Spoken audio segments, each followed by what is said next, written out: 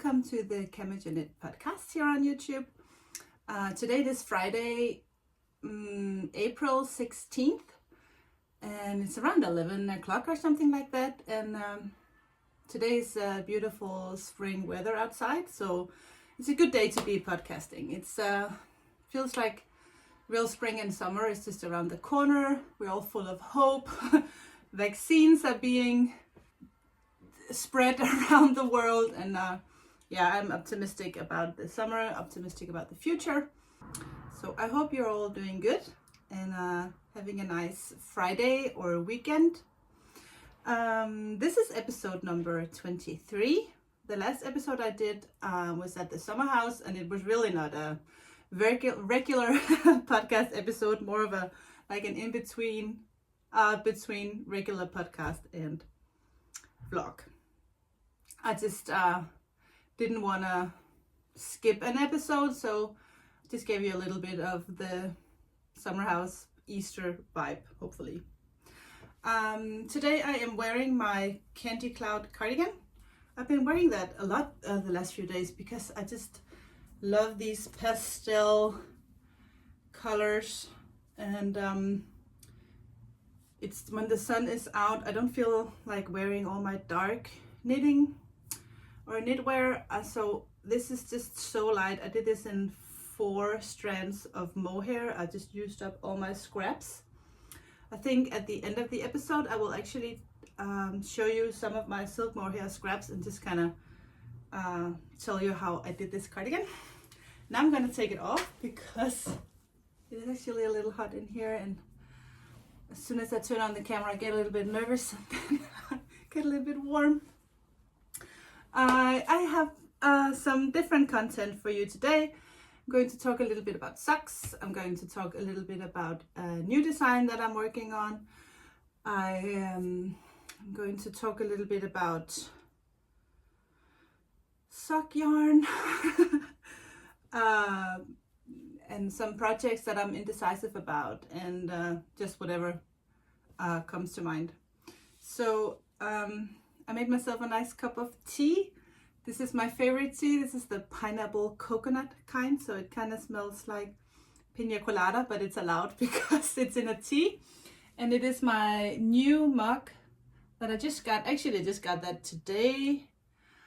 This is my Mian mug number 4 from the Danish company I showed last time, Studio. I'm just gonna find their logo and show you. So it is from Studio Ahoy, and they make beautiful ceramics and glass and stuff, and I'm just absolutely in love with especially these mugs. I think it's because it kind of reminds me a little bit about yarn. Can you tell that a speckled yarn in this color would just be gorgeous?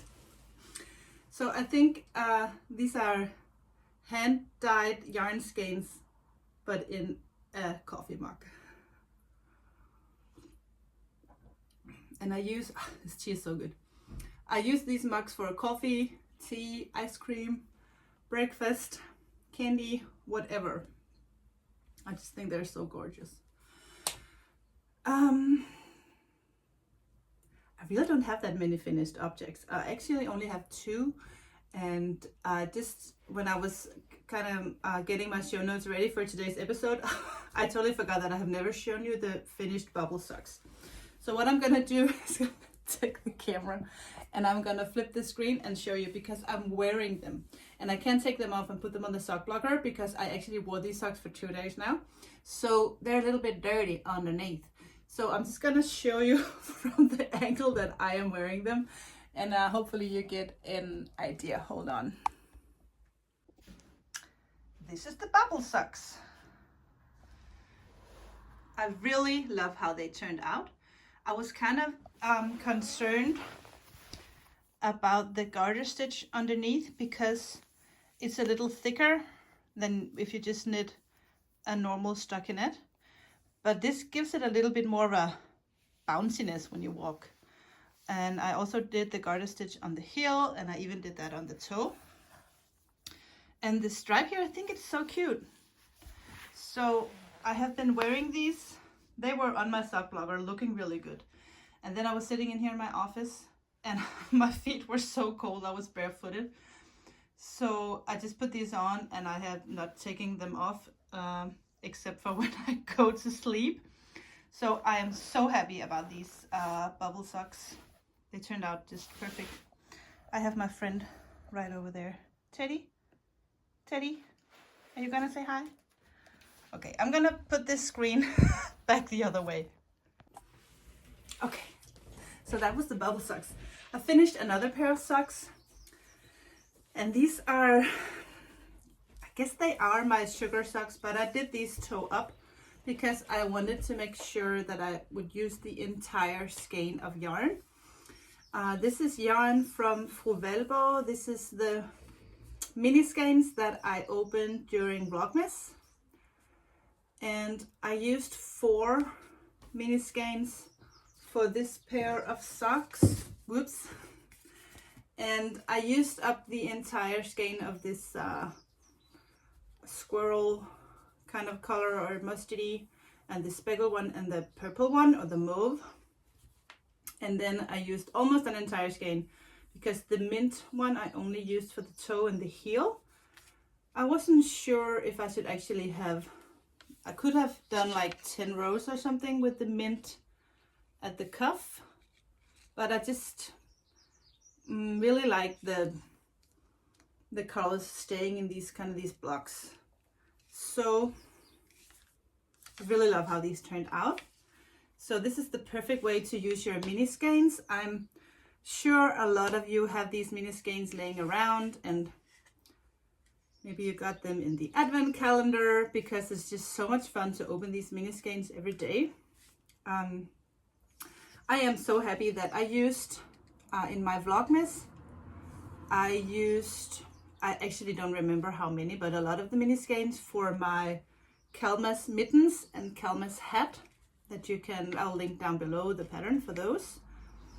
And then I did these pair of sugar socks, and I think I have like 4, I'm looking over here because I have the remaining skeins over here, and I think I have like 4 mini skeins left. Let me show you. So these are the last 4 mini skeins I have from Ravelry's advent calendar. So I could actually do one last pair of socks, and I actually think these 4 colors would look great. I think I will, the next pair I do, I think I will copy Petra's own version. She just did some socks where she had like 10 stripes. 10, no, not 10 stripes. She had 10 rows for one stripe, and she would use, I think, 3 colors to do the stripes, and then 1 contrasting for heel, cuff, and toe. And I really liked her version. I knew she just put up some mini skein kits to do socks like that. So I think I'm gonna do that because I really think her socks looked very good.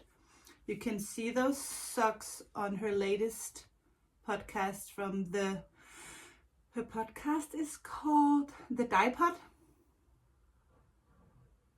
I think. I can link Petra's podcast down below. I really enjoy watching her and Robert. They are just lovely people. I wish they lived closer to me. I would visit that shop all the time. Yeah, so these are my second finished object. And I cast it on 2 other pairs of socks. I have shown you this before. I have this in my small project bag. I don't have any more in this particular corduroy. I didn't have that many. I kept this one to myself because I just loved the colors and the roses. And here I have the beginning of a sock that I have showed you before in the alpaca sock from Lang Yarns. And yeah, I'm gonna have to continue knitting on that. I'm very close to deciding which heel to do, and I might just be doing the afterthought heel because that just fits my foot so good, and I really hate the usual heel and where you knit back and forth like and do a heel flap and pick up stitches afterwards. I really don't enjoy that very much. So I think for my sock patterns, it would just always be an afterthought heel, and you can always just use your own preferred method. So no worries.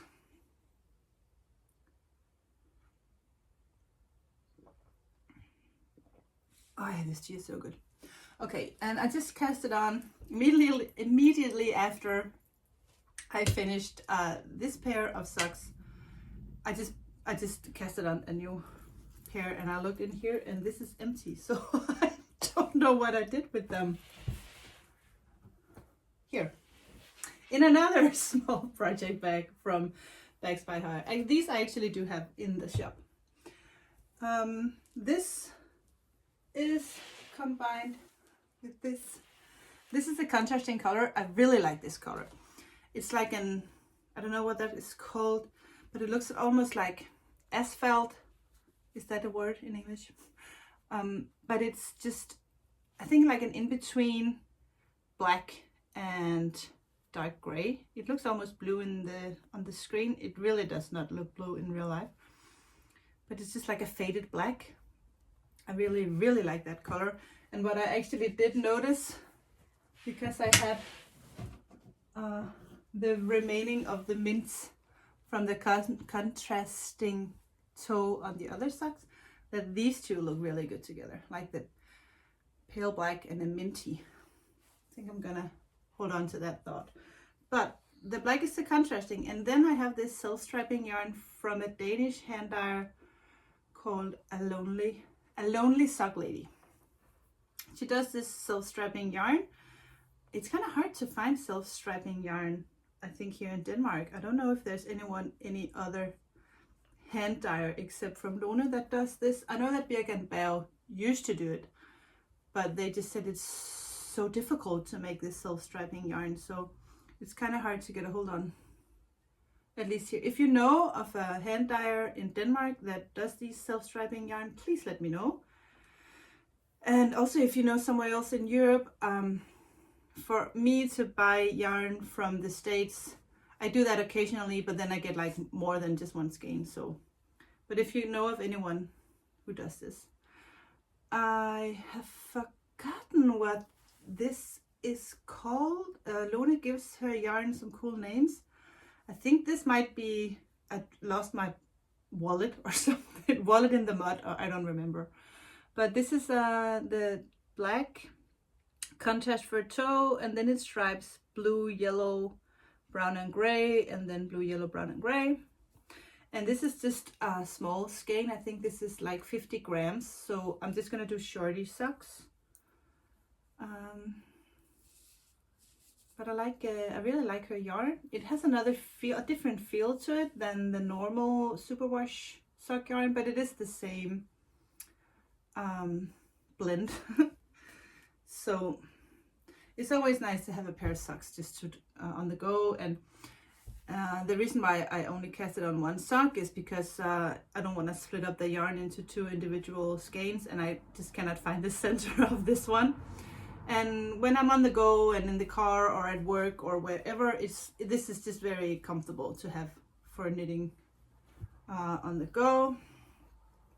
Then I actually have another pair of socks, but this is because I have a friend, Mette, and Mette owns the local yarn store. I mean, I have Paradise, like 10 minutes walk from here is a great yarn store, and one of my best friends owns that yarn store.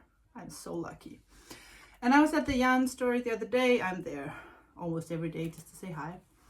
And she had some yarn. I'm not gonna tell you yet the name of the yarn because I don't know if they're gonna carry it or whatever, but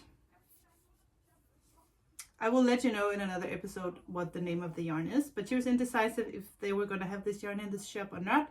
And I said, well, let me take it home and let me knit up a pair of socks in the yarn, and then you can decide if you want this in the shop or not. And I just cast it on for the toe because I was too lazy to work. I just did not feel like casting on 64 stitches and working like the ribbing of the cuff before I could see the color work. So sometimes, you know, doing it the other way, it's just fewer stitches, and for some reason that just seems like an easier job. I don't know. my brain is crooked sometimes. But I'm kind of liking the colors and the way the speckles and the striping is looking in these socks. So I think I have another increase round before I just start knitting without any increases, and then I can really tell if this stripe, if they are going to look good or not. So what was that? 3 pairs of socks on the go, but there is no rush, and it's okay. I don't get stressed out by having that many socks on my needles. What can actually stress me out is more if I have a design and I have gotten the yarn from someone as a gift, then I feel obligated to get going with that project. I have one of those actually to show you, because in this bag, this is another bag from Bags by Hire. You can buy this in the store. This is the Army colorway. I couldn't decide. I wanted to keep one for myself, but I couldn't decide if I wanted to keep the Army or if I wanted to keep the yellow, no, not the yellow, the red brick. And I picked both. So these two are my favorites. So in here I have a project that I received the yarn from, I have shown this yarn before, but now I have actually knitted something.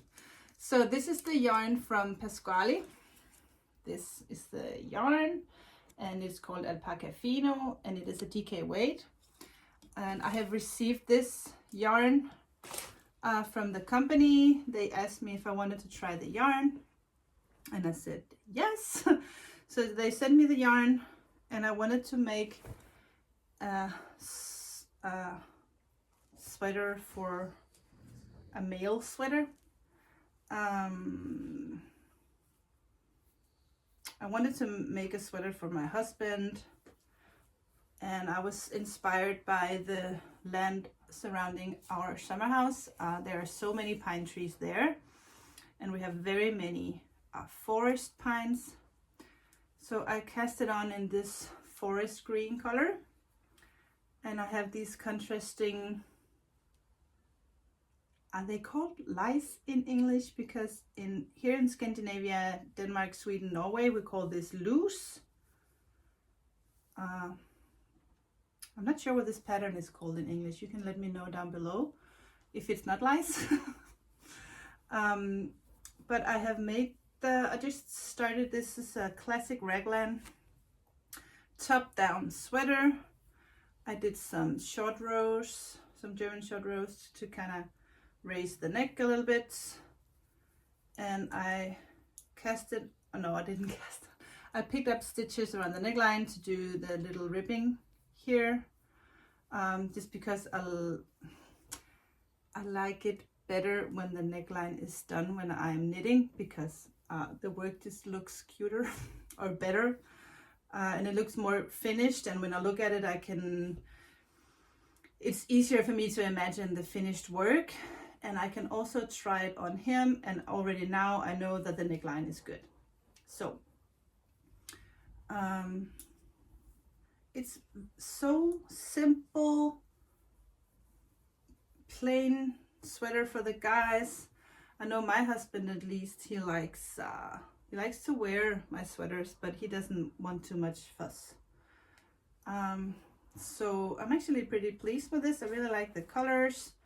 It's 100% alpaca, so knitting some kind of fair isle is actually good, because it will hold the yarn a little bit more and make sure it doesn't get too,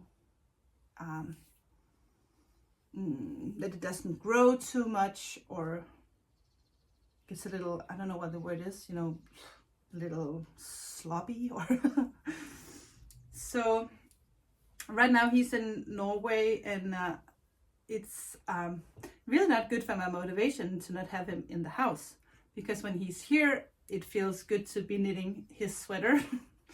But there's no rush. I mean, I hope the pattern can be done for publishing in the beginning of the fall, so I have plenty of time, so no stress about that. And let me put that over here. And in this bag, the only thing I can show you from this bag is the yarn. I cannot talk about the project because hopefully this project is going somewhere else. But I can just show you some of the yarn, because can't you just tell how perfect it is that the yarn goes with the bag? That just makes me so happy that I have the green yarn in the green bag and the and the red yarn in the red bag. I know. that is so crazy. Okay, let me check my show notes. Oh yeah, I have done another male sweater called the Big Brother sweater that I originally designed with my brother in mind. So he has the first version of the Big Brother sweater. And there were so many people said, "Ah, yay, finally something for the guys, and so perfect, we really need that, and there's not that many male patterns out there." And then when the pattern was published, it was like, yeah, but it's not that fun to knit for the guys, so not that many people bought the pattern.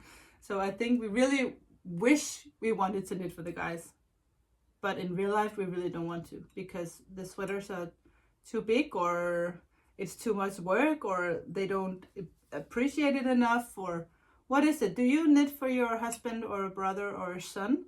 Let me know down below, because maybe it's just the pattern that is not in people's taste, but I just think it's fun that people go, yay, finally something for the guys, and then nobody wants to knit the damn sweater.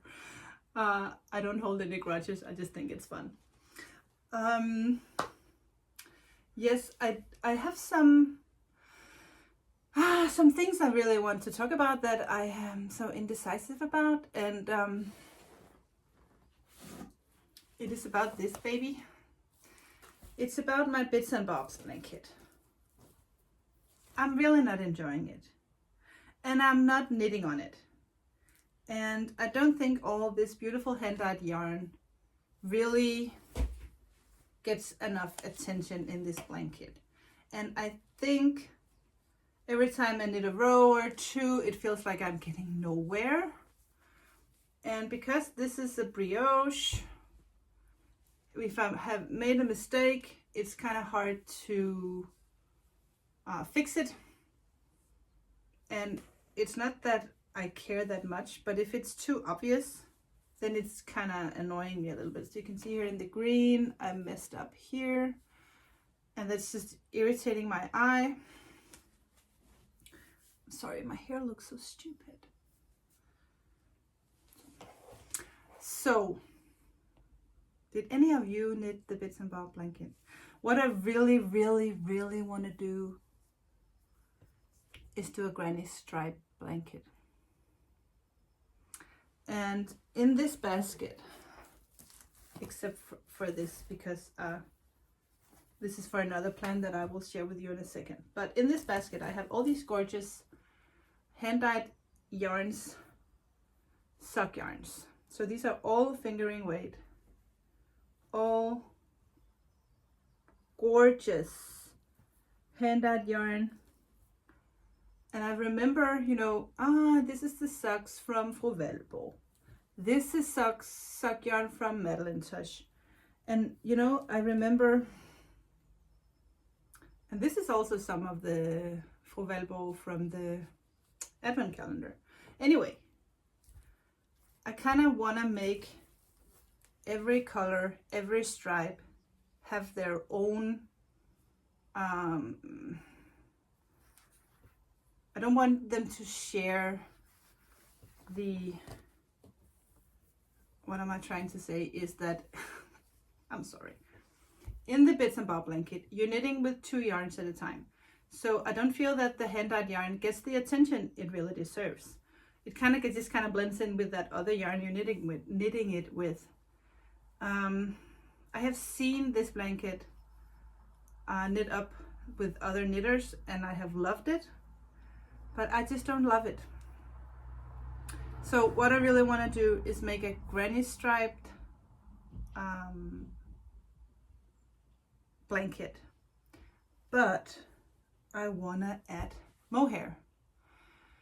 And what I can't decide is, when you do like a scrappy version of the granny stripe blankets, what I really want to be able to do, I want to use my scraps obviously, but I also want to use some of all these mini skeins, and I want to be smart about it.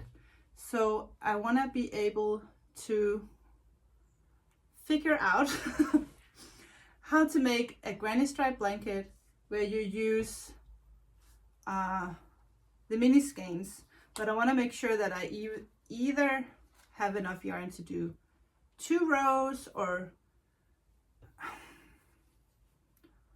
I don't want to end up with a lot of new mini scraps, you understand? So I really want to be able to use the entire, or at least almost the entire mini skein.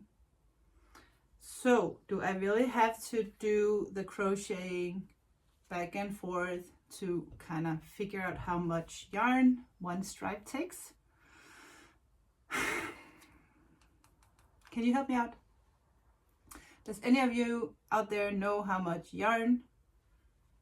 And I know it all depends on the width of your blanket, but could you give me any response on how wide your blanket is and how much of a mini skein one stripe uses? Because I hate to do the first initial crochet chain and then crochet back and then start the blanket. That's the worst process, especially if you're doing it with the silk mohair, because then it's just impossible to rip. There's a Danish podcast called De Løse Ender, which means the loose ends. And Helle and Merete are the hosts of this podcast. And I have watched all their episodes. I really love these ladies. They are just so nice and fun and calm and knitting all this beautiful stuff. And Helle did a granny stripe blanket with 1 strand of fingering weight yarn and 1 strand of mohair. And I love it. So I'm gonna copy Helle and I'm gonna do my own version of that. Maybe I should just write Helle and ask her how much yarn she's using on 1 row. But yeah, so I just want to know if I can do 2 rows. Will there be enough yarn in a mini skein to do 2 rows if you want to do a decent sized blanket? It's not like for my bed. It's not like a huge throw for my bed, but just a regular size for the couch. Like this wide, maybe this wide, maybe this wide. Like maybe a 130 centimeters or something like that. I would like that. Because I really want to use all these mini skeins, and I even have some glitter version 1. And look, in here I have even more mini skeins. I have some glitter versions from Birk & Bau. They should really, Birk & Bau, if you are watching this, we want more glitter yarn. I'm just saying. But in here I have lots of other scraps. These are like bigger scraps, so there will actually be enough yarn to do a pair of socks, or at least like a stripy version socks. This is enough for a shorty pair. So, but I could do like a row with these and then take the rest and do stripy socks or whatever. Do you have like fingering weight stashes like this? Sometimes I wanna just open a new skein just to put it in my scraps, because when it's over here and all cute like this, I love this colorway, but I'm not gonna open it because I wanna wait, and it's just, they're almost too pretty to open, so they just kind of lay here and I pet them every once in a while. And then I rearrange them, and then I look at fates, and then I decide, okay, so my next pair of socks are going to be these. But then I got the other day. I got this as a gift from Sysleriet. And then I was like, oh, this is perfect socks. I'm gonna knit those. This is from the Spice Girl advent calendar from Birkenberg. And I think this is Posh Spice. And I think this is one of the most prettiest yarns I've ever seen. I love this cold pink, black. Anyway.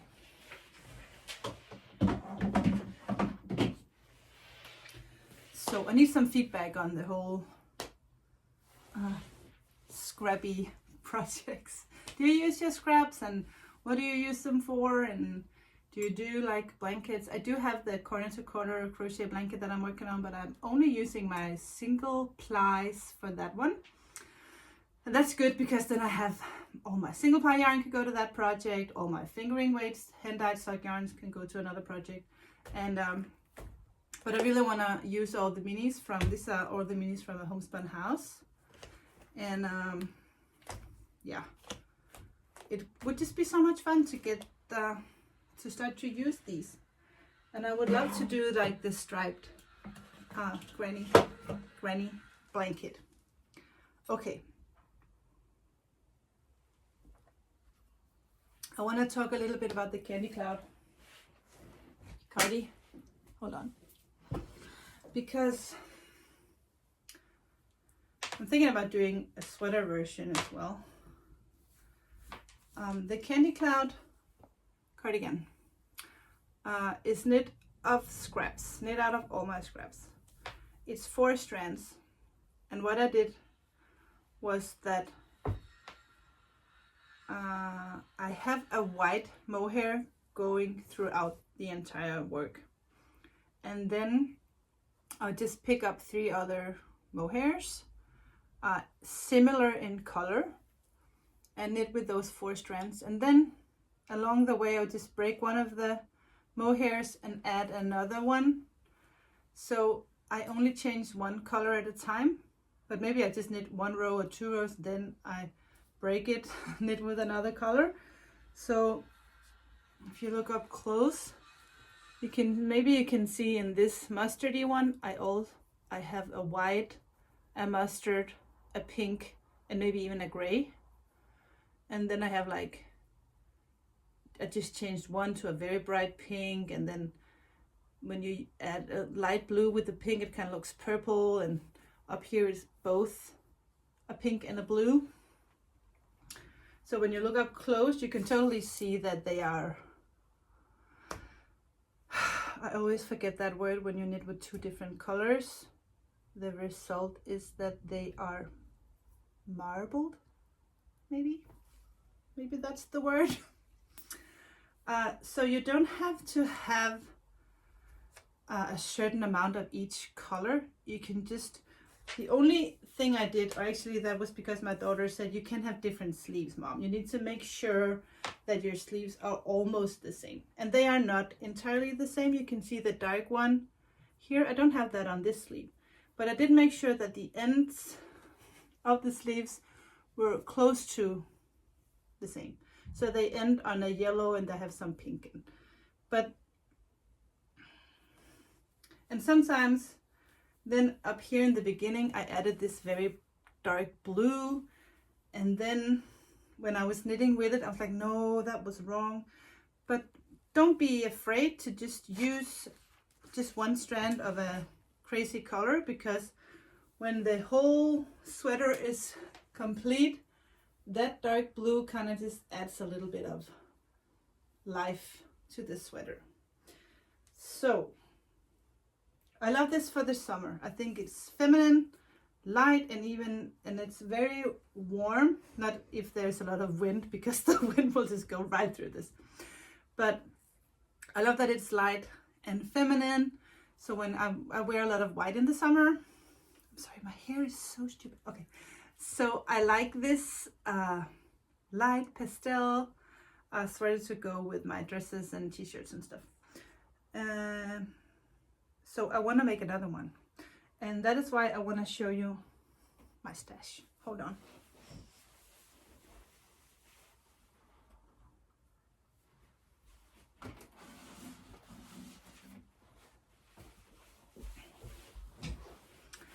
I have these two buckets. I think they're, in the old days, I think you would have your hat in a box like this.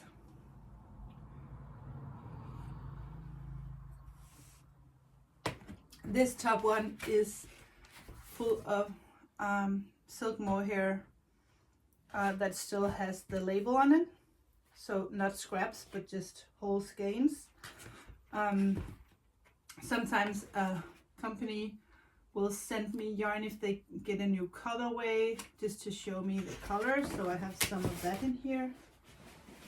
Sometimes I just buy some if I like the color. I like to have like the colors in my house so I can play with the colors. I don't have to go through the yarn store all the time. So it's good to have like a decent stash. But in here, this is all my scraps. I remember when I was a kid at my grandma's house, you would have this glass bowl in the bathroom with like small cotton thingies for, I don't know, if your face or whatever, and they would have all these pastel colors. This reminds me a little bit about that. So I have like all these scraps, peach and white and yellow and all these different kinds. So when I knit the Candy Cloud cardigan, I would just decide, okay, so I'm just gonna pick out 4 colors that I think are interesting. And looking at this, I could totally go with these. And then I would always take one white. So I'd start out with these 4. And then maybe along the way, I just want to drop this one. And maybe I will add this one. And then I will knit a few rounds, or as long as I like it. Maybe I'll drop this one. Then I only have these 3 light ones. And now I am actually making room for maybe a different color. Maybe I'll add the yellow, knit for that for a little while. Then I might drop this one and kind of look, what can fit into this? Maybe actually like a taupe, what is that? How do you say that? Taupe? I don't know how you pronounce that, but like a more of a elephant color. Knit with these for a little while, maybe lose this one again, take a more green, drop the pink, and then I do that all the time, or throughout the whole work. I just knit, and whatever I feel like, I'll pick up that color. And then every once in a while, I'll be adding, maybe not black. You could. I probably wouldn't do that myself. But every now and then, I would add a strong color. Or, oh, this mint green, I love that. This is called green tea. This is one of my favorite silk mohairs from Filcolada. So whatever I have, or you can in advance pick like a color. Say, okay, I only want to use my blue and green scraps, and then you can still use all the sand and all the gray and all the white and all the black and make your sweater in just one color. You don't have to do like a rainbow pastel like I did. Pick whatever. My friend Mette, she knit the entire cardigan in this very light yellow. I think this is yes, this is Mohair by Kana. This is a Danish brand. So this is how I do the Candy Cloud, and it is so much fun. It's so much fun to dig in and look at all the colors, and just because you don't have to weave in the ends, I just break the yarn. So if I'm breaking this one, I just break it like this, and if I want to keep knit with this, I'll just make these 2 overlap for this long and just knit, so you don't have to weave in any ends. Mohair is just kind of, it'll hold. And you can see I need to knit myself another Candy Cloud because I can't even close the lid on this one. I have so much in here.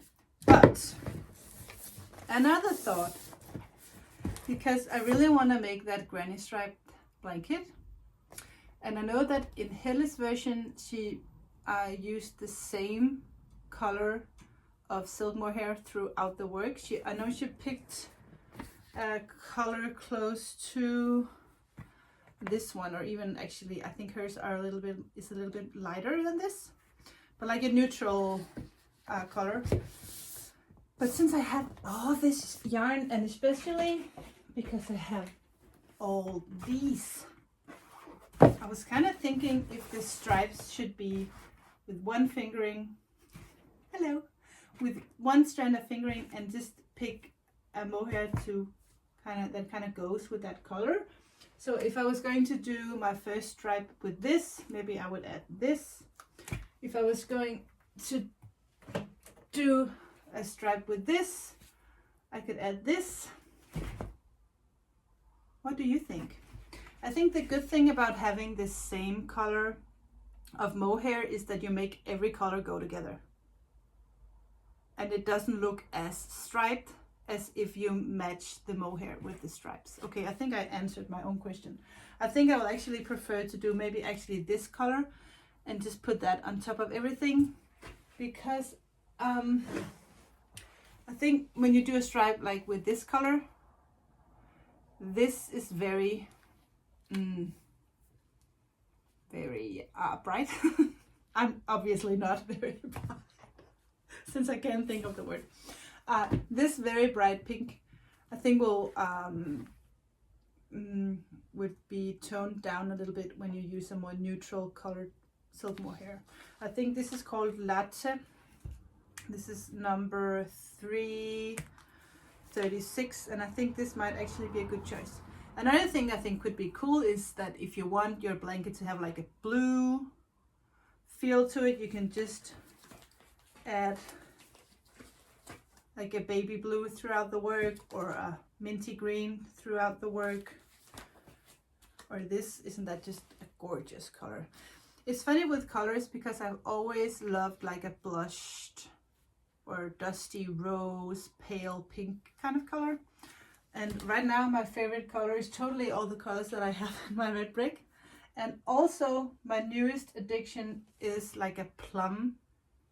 And I have always hated purple. And it's not that I love purple now, but like this mauve color, or like an eggplant color, I can't, I just love that color.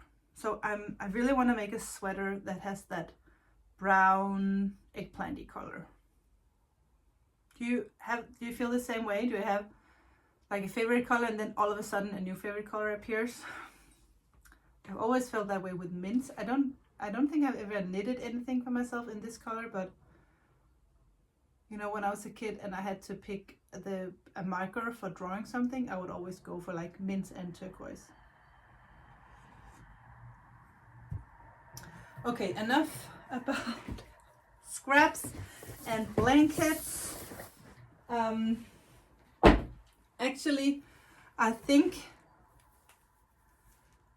that was it for today. The only thing I want to show you is that I actually redid some of my office, because I have been working too much here at the desk, and I love to sit here, but it has killing my back.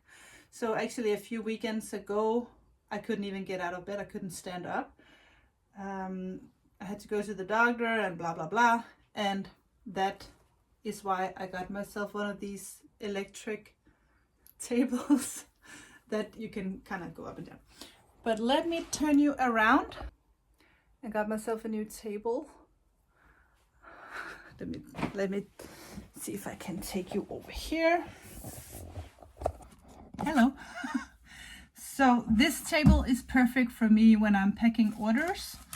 So I have all my tissue paper right here close by, and I have my stickers with my brand and all my packing stuff, and I have my small computer. Okay, Teddy is like right between my feet. I'm gonna fall. Are you really not gonna move? So this is just perfect. I can see. Hello. So I have I just made some new stickers, and in here I have everything I need for when I make stitch markers, so I can stand up when I do that. I have some over here that are drying. And I also just ordered some different sticker paper because I really wanted to try which one was the best. And the sticker paper I have here is it's transparent and it's very thin. So when you put this in your journal, it's not like a huge thick sticker. And the quality of this paper is extremely good. So if you buy the stickers from the shop, those two versions are on this new sticker paper. And I really, really like that. Then I tried another sticker paper. This is not transparent. This is like a vinyl. I think it's called like a vinyl. So it's very close to like a normal printing paper for like printing photos. So it's a very glossy, non-transparent, and that is good for if you want to put the sticker on something that doesn't have a white background. This is perfect, and the colors just turn out really good, but the paper is a little bit thicker. So kind of testing that out. If you have an opinion about sticker paper, or if you have any experience in like making your own stickers, please let me know what kind of paper you prefer. For sure, this paper that I have here that is thinner and transparent is way more expensive than this paper. Like way more. But I like this better for my journal, but I like this very much for when I put this on another surface, like maybe on my computer or wherever I put these. I will show you the difference in my Hobonichi. Hold on. So you can see the difference here.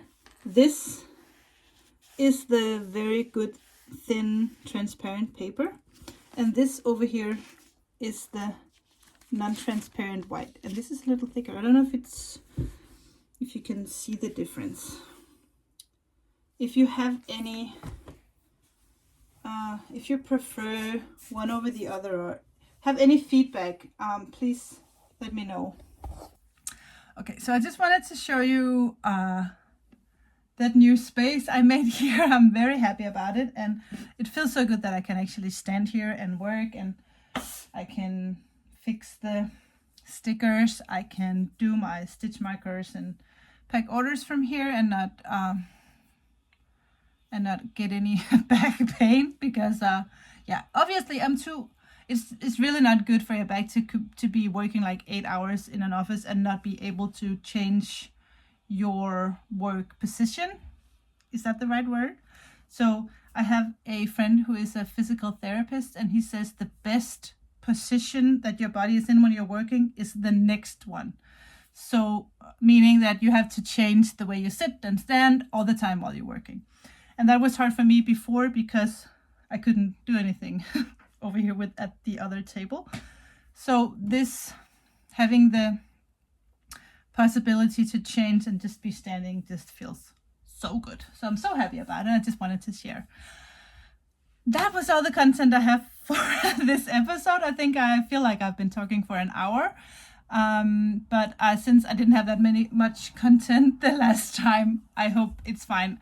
So I hope you enjoyed this episode. Please make sure to give me a thumbs up. This also makes it possible for other knitters who are interested in these types of podcasts to actually find this podcast. Thank you for watching. And if you made it all the way through the podcast to here, way to go. Thank you for the support. If you have not yet subscribed to the channel, please do so. That helps me so much.